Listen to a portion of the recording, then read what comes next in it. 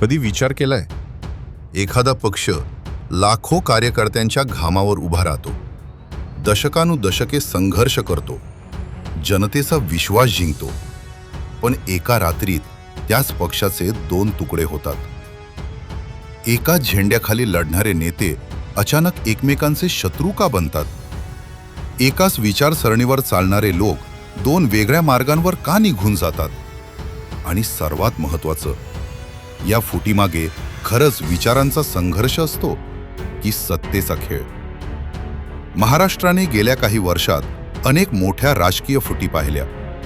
शिवसेना विभागली, राष्ट्रवादी काँग्रेस विभागली, अनेक पक्षांमध्ये बंडखोरी झाली आणि प्रत्येक वेळी एकच प्रश्न विचारला गेला, फुटलं कोण, पक्ष की विश्वास? आज आपण जाणून घेणार आहोत फुटाफुटीच्या राजकारणाचा इतिहास, त्यामागची गणितं, सत्तेचे खेळ आणि सर्वसामान्य कार्यकर्त्यांवर होणारा परिणाम। ही आहे फुटाफुटीचं राजकारण। लोकशाहीमध्ये पक्ष हा फक्त निवडणूक लढवण्याचा मंच नसतो, तो एक विचार असतो, एक संघटना असते, हजारो कार्यकर्त्यांच्या आयुष्याशी जोडलेली एक चळवळ असते। पण इतिहास सांगतो, कोणताही पक्ष कायम एकसंध राहिलेला नाही। जिथे सत्ता असते तिथे महत्वाकांक्षा असते, जिथे महत्वाकांक्षा असते तिथे संघर्ष निर्माण होतो, आणि जिथे संघर्ष वाढतो तिथून फुटीची सुरुवात होते। भारताच्या राजकारणात फुटीचं राजकारण नवीन नाही। स्वातंत्र्यानंतर अनेक राष्ट्रीय आणि प्रादेशिक पक्षांमध्ये विभागणी झाली, कधी विचारसरणीच्या नावाखाली, कधी नेतृत्वाच्या वादातून, तर कधी थेट सत्तेसाठी। पक्ष वाढत जातो तसं नेतृत्वाच्या अनेक केंद्रांचा जन्म होतो। प्रत्येक नेत्याला स्वतःचा प्रभाव वाढवायचा असतो, स्वतःचा गट तयार करायचा असतो, आणि मग पक्षाच्या आतच अदृश्य सीमा निर्माण होतात। सुरुवातीला हे मतभेद लहान असतात, बैठकांमध्ये चर्चा होते, बंद दाराआड वाद होतात, पत्रकारांपासून सर्व काही लपवलं जातं। पण संघर्ष जसजसा वाढतो तसतसं त्याचं रूपांतर गटबाजीमध्ये होतं। एकाच पक्षात दोन गट तयार होतात, दोघांकडे स्वतःचे आमदार असतात, स्वतःचे समर्थक असतात, आणि मग सुरू होतो आकड्यांचा खेळ। राजकारणात विचारसरणीपेक्षा आकड्यांना जास्त किंमत असते।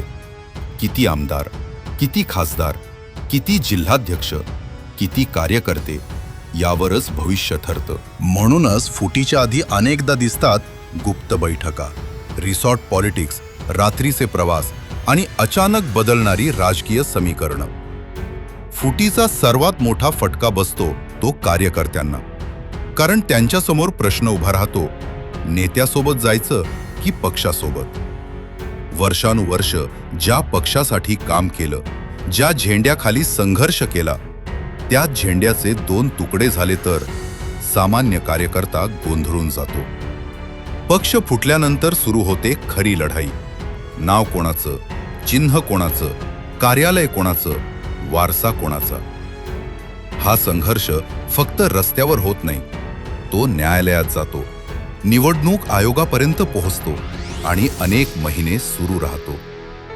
महाराष्ट्राच्या राजकारणात अलीकडच्या काळात झालेल्या फुटींनी एक गोष्ट स्पष्ट केली, आज पक्ष म्हणजे फक्त संघटना राहिलेली नाही, ती सत्तेपर्यंत पोहोचण्याचं साधन बनली आहे। सत्तेच्या समीकरणात कालचा मित्र आजचा विरोधक बनतो, आणि कालचा विरोधक आजचा मित्र। राजकारणात कायमस्वरूपी काहीच नसतं, पण प्रत्येक फुटीनंतर एक प्रश्न उरतो, जनतेला याचा फायदा होतो का? रस्ते, पाणी, रोजगार, शिक्षण या प्रश्नांवर चर्चा कमी होते, आणि कोण कोणासोबत गेला यावरच राजकारण केंद्रित होतं। फुटीमागे नेहमीच विचारसरणी असते असं नाही, कधीकधी ती असते नेतृत्वाची स्पर्धा, कधी वारसदारांचा संघर्ष, तर कधी थेट सत्तेचा मार्ग। राजकारणात भावना दाखवल्या जातात, पण निर्णय अनेकदा आकड्यांवर घेतले जातात। सर्वात जास्त त्रास होतो तो जुन्या कार्यकर्त्यांना, कारण त्यांच्यासाठी पक्ष हा फक्त राजकारण नसतो, तो त्यांच्या आयुष्याचा भाग असतो। जे नेते एकत्र दिसायचे तेच एकमेकांवर आरोप करताना दिसतात, आणि कार्यकर्ते फक्त बघत राहतात.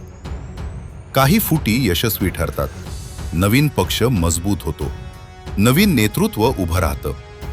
पण काही फुटी राजकीय आत्मघात ठरतात, जिथे दोन्ही बाजूंना नुकसान होतं आणि फायदा तिसऱ्याच पक्षाला मिळतो. सोशल मीडिया आल्यापासून फुटीचं राजकारण आणखी बदललं.